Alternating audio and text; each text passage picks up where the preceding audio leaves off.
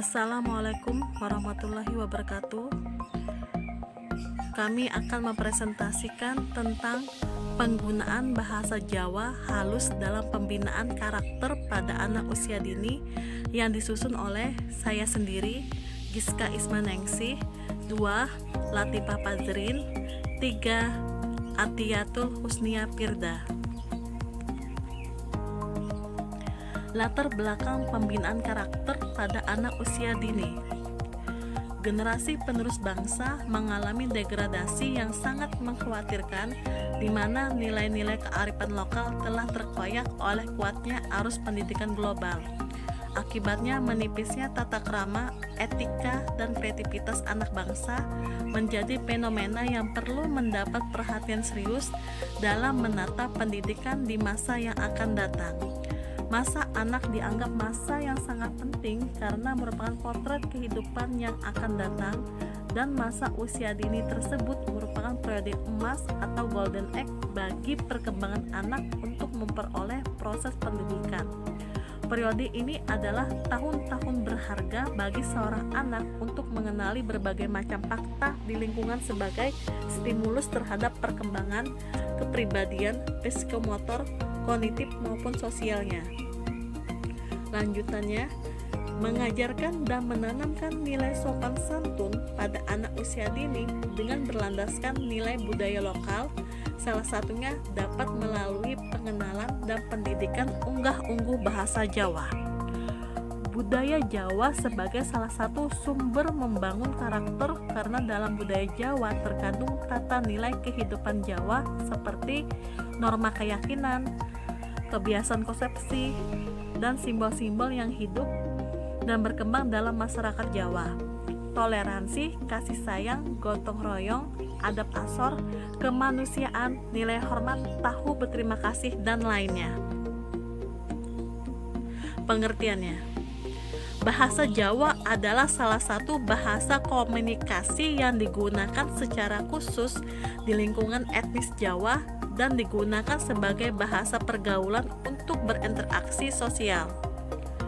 Pendidikan karakter adalah langkah terencana untuk membentuk pribadi peserta didik untuk mengenal, peduli, dan memandukan nilai-nilai baik dalam pembelajaran di sekolah pada setiap aspek yang ada di sekolah. Nilai-nilai baik itu harus melibatkan aspek kognitif, efektif, dan psikomotorik yang akan berguna bagi kehidupan siswa di kemudian hari. Tujuannya, melalui pelajaran bahasa Jawa, anak usia dini dapat mempelajari konsep dari karakter sopan santun yang tertulis secara lisan melalui kalimat yang disampaikan gurunya. Penanaman karakter pada anak usia dini dengan menggunakan bahasa Jawa Karma, dengan mengajarkan anak agar selalu menggunakan bahasa Jawa Krama dalam kehidupan sehari-hari dalam konteks penggunaan kepada orang yang lebih tua atau dengan tujuan untuk menghormati orang lain. Tantangannya: 1. Pendidikan kepribadian dan budi pekerti tidak terancam pada kurikulum. 2. Keluarga tidak harmonis.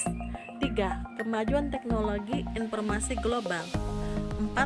Tekanan kebutuhan hidup yang mendesak. Kondisi sekarang: 1.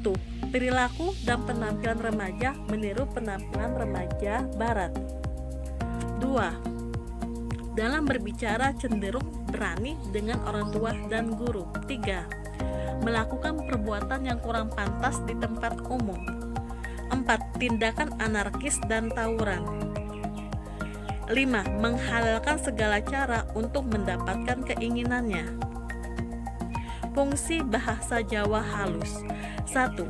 Bahasa Jawa adalah bahasa budaya, di samping berfungsi komunikatif juga berperan sebagai sarana perwujudan sikap budaya yang syarat dengan nilai-nilai luhur. 2.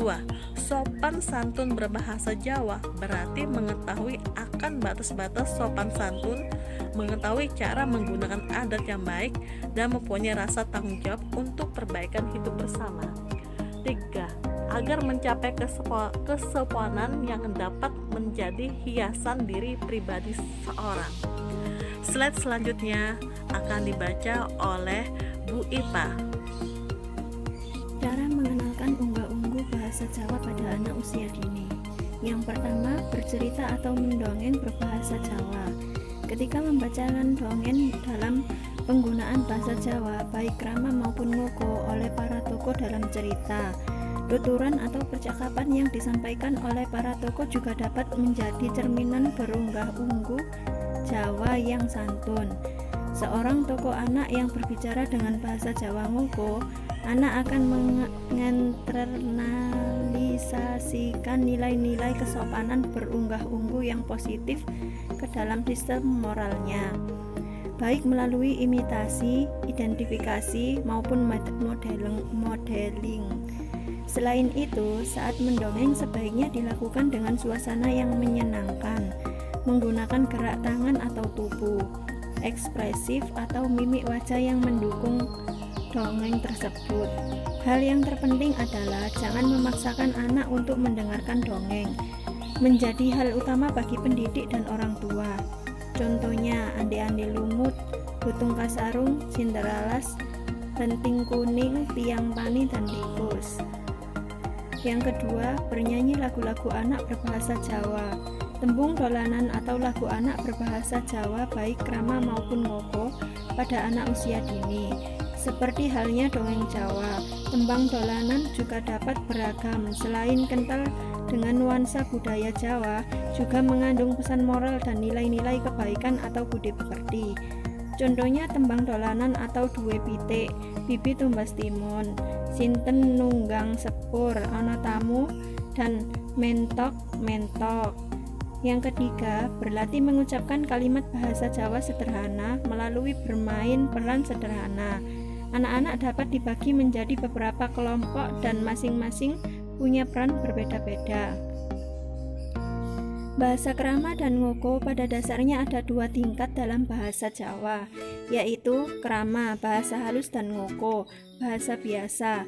Bahasa krama dipakai untuk menghormati orang tua atau orang yang perlu dihormati, sedangkan ngoko biasanya dipakai antar teman. Semua kata yang dipakai dalam dua tingkat bahasa tersebut berbeda. Contoh bahasa Indonesia, saya mau pergi. Bahasa krama, kulo badhe kesa. Bahasa ngoko, aku arep lunga. Contoh kalimat krama halus. Yang pertama, Simba lagi sare. Yang kedua, Pakde tindak nang Surabaya numpak bis. Contoh kalimat yang menggunakan ngoko halus. Yang pertama, Pakde tindak ning Tawang Mangun numpak bis. Yang kedua, Simba lagi sare. Contoh kalimat yang menggunakan krama lugu. Simba saweg tilem, Pakde kesa dateng Jakarta nitis bis. Contoh kalimat yang menggunakan ngoko lugu. Yang pertama, Simba lagi turu. Yang kedua, Pakde lunga neng Bandung numpak bis. Pengintegrasian pendidikan budi pekerti ke dalam pembelajaran bahasa Jawa. Yang pertama, taat kepada Tuhan Yang Maha Esa atau menembah. Yang kedua, toleransi atau kebak ing pamengku. Yang ketiga, disiplin atau anut pernataan. Yang keempat, harga diri atau ora asor. Yang kelima, tanggung jawab atau orang ngucireng kewu. Yang keenam, potensi diri atau kegunaan. Yang ketujuh, cinta dan kasih sayang atau tresna miring sesama. Yang kedelapan, kebersamaan dan gotong royong atau saiye seka kapti. Yang kesembilan, kesetia kawanan atau setya. Yang kesepuluh, saling menghormati atau ajen injenan. Yang ke-11, tata krama dan sopan santun. Yang ke-12, kejujuran atau blak prasaja. Kesimpulan bahwa budaya bahasa Jawa sebagai salah satu sumber membangun karakter karena dalam budaya Jawa terkandung tata nilai kehidupan Jawa seperti norma keyakinan, kebiasaan, konsepsi, dan simbol-simbol yang hidup dan berkembang dalam masyarakat Jawa, toleransi, kasih sayang, gotong royong, adab asor, kemanusiaan, nilai hormat, tahu berterima kasih, dan lainnya. Pembelajaran bahasa Jawa sangat relayan untuk menanamkan budi pekerti kepada anak didik karena 12 kriteria budi pekerti. Taat kepada Tuhan yang Maha Esa, toleransi, harga diri, disiplin, tanggung jawab, kondensi diri, cinta dan kasih sayang, kebersamaan dan gotong royong, kesetiakawanan, saling menghormati, tata krama dan sopan santun, kejujuran. Terima kasih. Bila ada kesalahan dalam mengucapkan kata-kata atau menjelaskan, mohon maaf sebesar-besarnya. Wassalamualaikum warahmatullahi wabarakatuh. Kami akan menjawab 2 pertanyaan PPT dari mata kuliah Budi Pekerti, yaitu pertanyaan pertama dari kelompok A. Bagaimana tingkat budi pekerti anak yang dididik dengan menggunakan bahasa Indonesia, bahasa Inggris? Kemudian saya akan menjawab pertanyaan dari kelompok A. Dalam bahasa Indonesia merupakan bahasa yang dipakai sehari-hari saat sedang komunikasi dengan teman atau saudara. Karena bahasa Indonesia merupakan bahasa yang mudah dipahami oleh semua orang. Beda halnya dengan bahasa Inggris. Bahasa Inggris merupakan bahasa yang sulit dipahami dibandingkan dengan bahasa Indonesia. Tapi kita perlu menerapkan dan memberikan pembelajaran bahasa Inggris supaya anak didik kita tidak tertinggal dengan budaya modern yang ada pada saat ini, dan anak didik kita bisa mudah memahami budaya dan bahasa modern yang terus-menerus selalu berkembang di Indonesia. Contohnya bahasa Indonesia selamat pagi, bahasa Inggris good morning. Kemudian saya akan membaca pertanyaan dari kelompok B. Bagaimana tingkat budi pekerti anak yang dididik dengan menggunakan bahasa Indonesia, Jawa, krama, dan inggil, yang artinya halus bukan kasar. Kemudian saya akan menjawab pertanyaan dari kelompok B.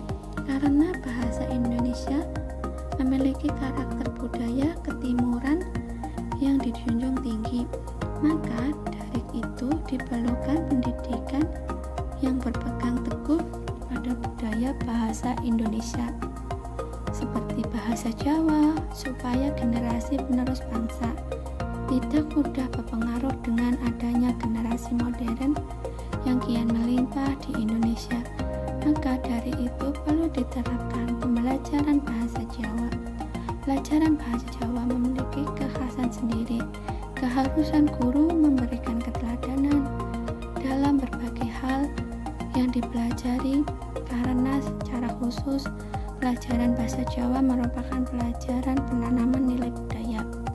Maka diharuskan bagi anak-anak untuk memahami bahasa Jawa dan bahasa Indonesia. Contoh dari bahasa Indonesia, saya mau pergi.